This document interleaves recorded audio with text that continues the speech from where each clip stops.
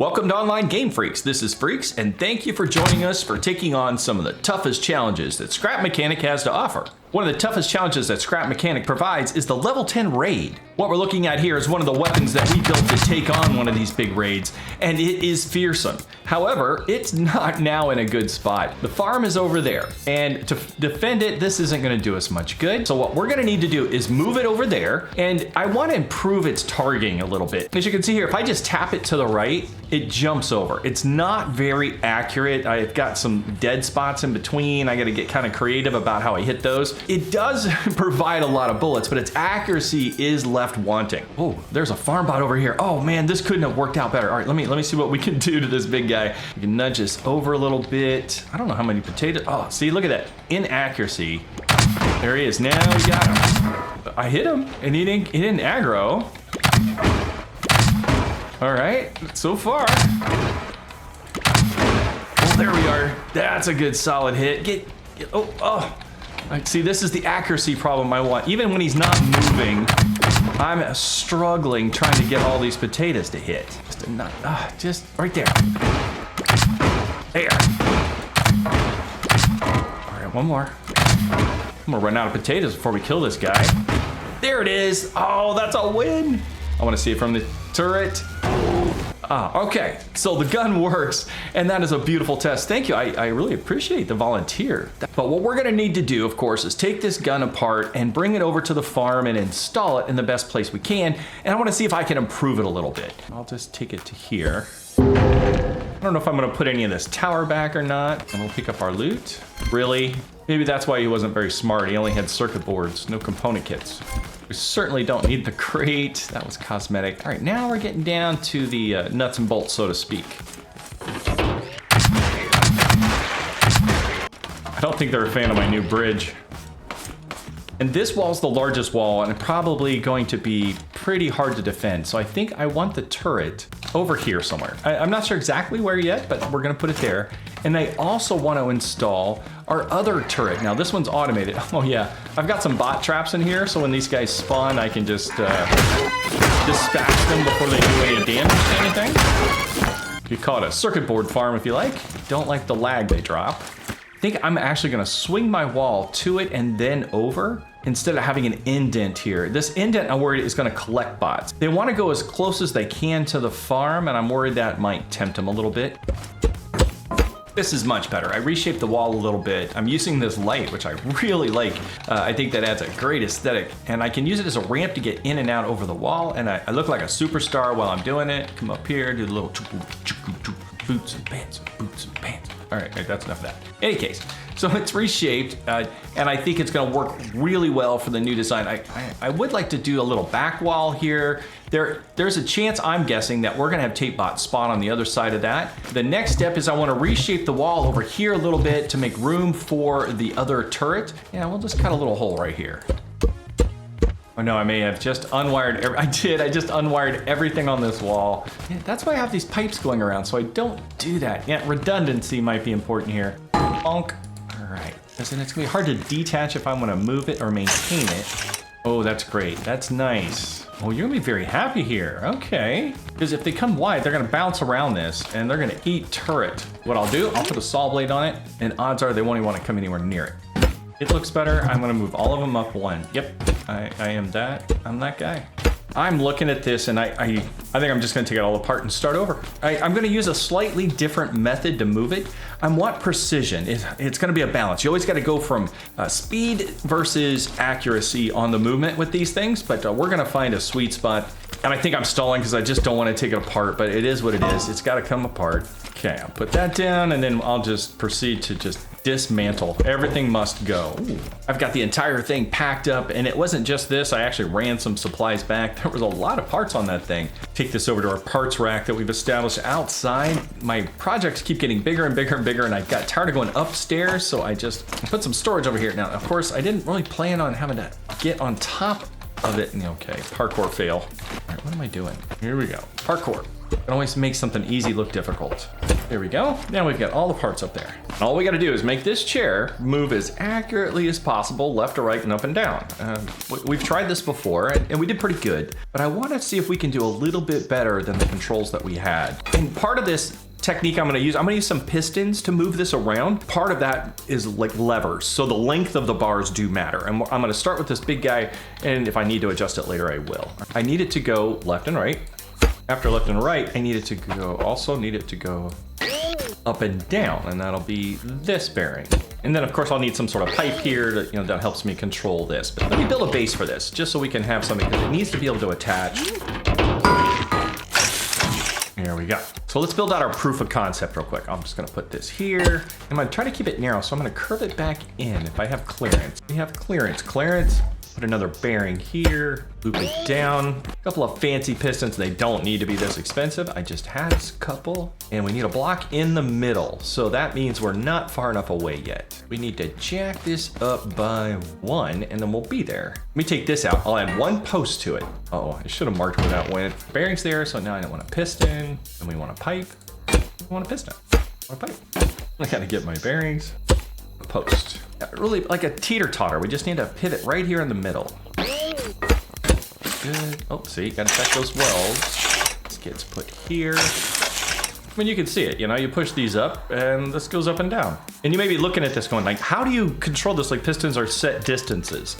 And that's where the magic is gonna happen. I'm gonna go ahead and complete the build just to show you the proof of concept. All right, I've been fiddling with it and I got the wiring sorted out. And I can explain that in a moment, but the problem we're still at is I've got too much mechanical advantage. I've got the lever here is way too powerful. Even when I go in and I go close and I just tap it, I have really no control. This is worse. So far, we are absolutely worse than using the electric motor.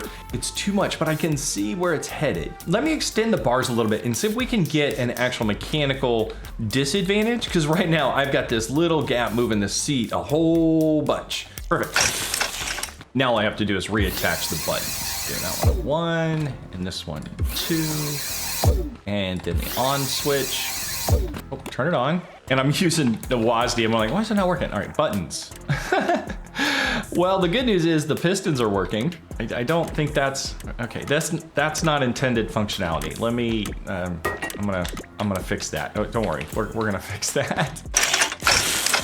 Okay, let's try that again. Oh, there we go. It's not just running all over the place. It does have that. I don't like to be all the way up at the top thing. I think that's weight. There'll be some fine tuning I think I can do. I do need to put armor around this, so that of course is gonna throw all the weight around. Now I have a nice narrow base at least that I need to turn left to right. Now I'll put the bearing in the middle, and that's what I wanna weld the bottom of this to. I think it just looks cool. Look at that. I've built the pistons over here so they'll be out of the way on the install. However, what we are gonna have to do is duplicate our system here if we wanted to have the pulsing pistons, and we definitely do. And I'm gonna follow the same pattern and I'm gonna build it right next to it. And the first thing we're gonna wire is the repeater. And I'm gonna paint these just so you can see how these go. And we want these to be an X NOR, and then an OR, and this is the and we loop these. And it should blink. That's a sign we're doing something right. And what we can do is we'll put this switch right here into that AND gate, and that way the switch has to be on for it to blink. And we take these last two, and those are the two that go into our actual pistons. And I'll make these red for output. And I'll go ahead and paint these while I'm here. We'll go ahead and paint these too, just to keep things consistent. We'll leave the orange. So when this blips, the first thing we want to do is take this and we're going to send it to these two signals, like so. And they're blinking at the same time right now, but to fix that, we're gonna take the right one and make it an X NOR. And now it's fast, but it's alternating. These two actually alternate. And we're gonna go ahead and send those to our AND, so those can do that. And I know it seems like it's redundant, but it works. This is how we're gonna get the buttons part of this feature to work. And yeah, it's already, look at it, it's pulsing pretty good. The rig isn't shaking left to right, so it's stable. That tells us that we've got these set up correctly. And actually, while we're here, I'm gonna go ahead and add 2 more. And these will be the 2 firing buttons. And I want them to be 1 and 2. They'll be the ones that the mouse controls. And I'm gonna start with 1 and 2 over here. These 2 guys that are not wired to anything, and they won't be for a bit. And then 3 will be my up and down. And then finally 5 and 6 will be left to right. 6 is going to go to the 2 OR gates. So this one goes to this OR gate here, OR gate, and the other OR gate is underneath here. Oh, I got to change this to the OR, and then that goes to that OR. And that button should now extend the pistons, and it does. We want the other button to do the opposite of that, and that would be to turn it off. So we're going to repeat that pattern here. We go to the OR, and we go to the XOR gate on this side. 1 and 2, those are my mouse controls, so I have firing controls. 3 is down, 4 is up. Just like the up and down, on the inside, it wants to push you back into the center. Another subtle adjustment later, I actually extended these bars, so it has to travel further, and the results are really much better. When I try to go left and right, it's butter. And the same with the up and down. I have pretty good control here too. Yeah, this is much better. Now comes the fun part. Let's put some guns on it and see how it looks with a little bit of firepower behind it. I think I've got it dialed in cosmetically as well as functionally a little bit. You can see in the final result, I'm going for a military green. Inside, you can see we have a really good view. These panels you cannot shoot through, but you can see through and they're clear. You couldn't ask for better visibility. There we go, we're right and left. So the right and left control is really nice. I can dial that in. And then here we are, we can fire at the rock. And yes, I did install a Gatling so this thing spins. Look at that. It's not fast, but because if it's too fast, you can't aim it. It flies all over the place. Now let's move it over to our installation point and see what we can do about finding the best spot possible for this. How's something like that look? I do like how that's lined up there. It might need to be back just a skosh, so I'll be able to shoot into the corner underneath me. If we're gonna have big farm bots, they're probably gonna come right through the center here trying to get to that farm. And I also need to maintain some height. The Farmbots may shoot that purple crap at me, and I don't want to get knocked out of my turret if that happens. I think I'm done with installing the turret tower for now. I've got most of the angles, the electronics cut off. I've got some protections put up around it. I can see almost everything I need to from the turret. I can even see the front gate really well, which is helpful. You got to get used to, using the buttons. To the point where this becomes instinctual will be the part where I actually become accurate. I really like the firing arc we have with this, so it's really more than a 90, so really happy with that. And what's really cool too, when I turn this thing off, it resets itself right to the beginning starter position, all locked in. Trick to this one is it has pistons that are exposed. Everything else I was able to bury behind something that wasn't going to get shot out, except the pistons. So what I've done is I've put pipes around them, and you can see how I've locked in the pistons under bars. But if I go ahead and activate the system, the middle piece has got blocks on it to protect it. The ends have got those curved pipes on them as well to protect them a little bit more from angled shots. I don't know if tape bots can shoot in those gaps or not between the pipes. We'll find out. Not a big deal if one gets shot out, I'll replace it and we'll live the wiser from the experiment. Let's get it hooked up to potatoes. If we come into the farm, you can see on the potato side, I actually have an ammo canister. I can wire that canister to the gun. They will be fed off of this continually fed canister from the farm. Like if I keep running the farm, it keeps feeding the canister. However, one canister is not going to cut it. I've already upgraded the rails to these very low friction blocks. I was able to get a bunch of these out of the warehouse. So I now have it on a very slidey rails, which is great because we're going to add some weight to it. So to make this work, you want it to go into a chest, through your potato canisters, and then out of a chest. And this will make, that way it acts as a filter and your ammo canisters stay full. My goal is to see how many ammo canisters I can get in here. The trick is with the ammo canisters, there's only one in and one out. You don't get a lot of options. You end up having to do some squirrely stacking stuff. Well, what do you know? I was able to get 6 of them on there. And the 2 big crates. That should be a lot of potatoes. Now that they're in place, let's go ahead and wire them into the guns. Start with the first one and start jogging. Okay, we can get it done. And I think that's it. I think we are now wired up. Let's try this gun. Let's start with some first time with actual ammo in it. Give it a shot here. I'm gonna shoot at this rock. Okay. Nice. What I think I'll do is I'll put another one of these eye bars right here. I think that'll give me a really good line of sight bar. And I don't have one on me, but I think I know where to steal one. I'm just gonna swipe this little guy right there. Red. Oh, there we go. I can line this up with the sights. Yeah, now I'm like in the gap underneath the red and the black bars. And if I get closer, I know I gotta use the actual black bar itself. And I've got to remember not to keep trying to put my hand on the WASD controls to move it. That's the tricky part. The Farmbots aren't much different than that rock. If I can hit that rock on a consistent basis, we'll be fine. He said, hopefully. We're at the point now, let's fire up the farm and give the turret a test into real action. This is where we flash up one of those, we're having technical problems images, and we'll be back in a moment when we resolve them. Ooh, let me sort that out. Okay, got it fixed with 2 seconds left. I just had to reconnect the pipe that was feeding it. But we've got a raid coming in, and it's coming now. Oh man, I think I took it the long way. But I want to try the turret. Oh, I didn't turn the walls on. Okay, where are they? Oh, hey, buddy. Oh. Yeah. Okay, we're killing bots. There's 2. Oh, wait, oh, no. See, this is just, that's a skill issue. Oh, wow. I kind of like that. 1 touch, 1 kill. Is that it? Is that it for the side? It is, and I don't think I can hit those guys from here, so we're just gonna hit over there. I do need a safe way down, I think. I'm gonna let my wall do the thing. I wanna test my battle system. Let's see. It's kinda, I like watching them blow up. Okay, that's as good a shot as any. And that's the end of the raid. But that was the first one, and I only had half the farm going at the time. We'll see how it goes tomorrow night now that I've got the full farm going in effect. Look at that, just free stuff. We've got just a few seconds before the next raid starts, and I've got everything armed and ready. I even added a water cannon underneath that's under my 2, so we can add a little stun effect down here. Hey, how you guys like that? All right, let me get serious. I'm gonna get shot or something crazy here. Bring her over, and they're already underneath me for some reason. So you guys here, play with the water cannon. I'm sorry, just having fun with that. All right, here, let's get this down here. Start killing some bots.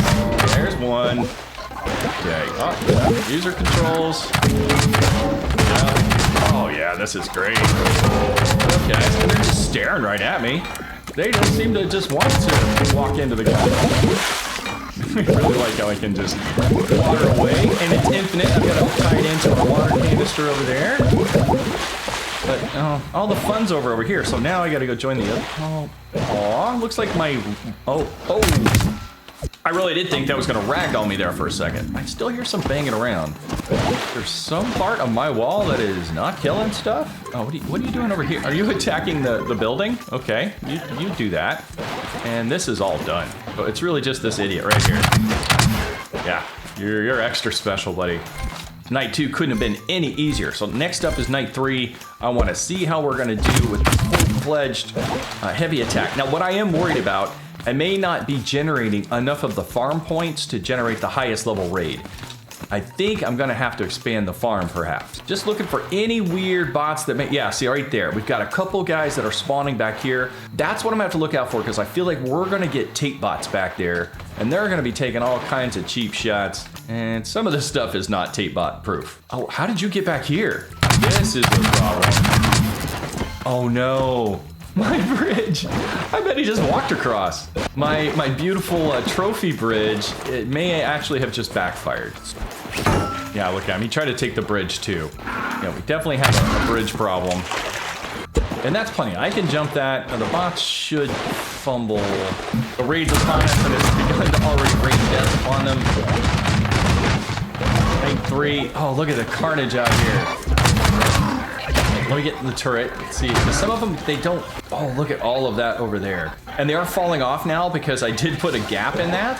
But boy, that does tell me we have a lot of tape bot opportunities that'll spawn over there. Oh, hey, there we go. There's one. Take care of these guys. And that's it. Another easy raid, except for, you know, some extra free stuff over here. I do like how it's piling them up. I guess they don't know how to handle the bridge. It's become a bot trap. This moat is really, really helping. There's bots I don't even have to waste ammo on. I can ignore them. They'll eventually despawn if I just let them go, or if I want to harvest, then I'll let them have it. And I see a lot of metal right there, potentially component kits. Taking a quick look around at my trophies and spoils from the attack, you can see here that it was very successful. I didn't even do anything over here. I just, I was actually a few seconds late to the raid. I was playing in the farm, getting that organized, and this just happened. I don't have a Farmbot killer here, but what I think I'm gonna do, because it's narrow, I think a nice deadly bar spinner across this gap or right in front of it should do the trick. And you know you have a really good system. Look how far away it threw this tote bot head. This isn't me. That thing got blasted. Those component kits are priceless for the space rocket engines we're gonna need to get off this planet. The turret performs flawlessly. As you can see, it's really dialed in nicely. It goes where you tell it to go. The only issue I have is a skill issue, getting used to the controls on the numbers exclusively instead of a WASD. I do think the piston solution gives you a little more precision on what you're aiming for. I do like the addition of the water cannon. That was just a fun bonus that I added on there. Thinking that if I throw water everywhere, it's gotta do something. I know it works on the haybots, but I don't think I've ever actually thrown water at a Farmbot. I don't know if that works. You can let me know, that'd be good. It'd be something I could test out, or if you've had some success with that.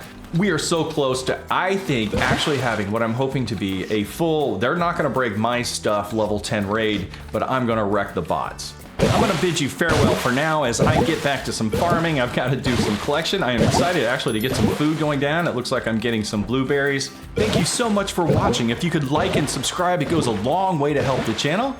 And I can't wait to see you next time in game.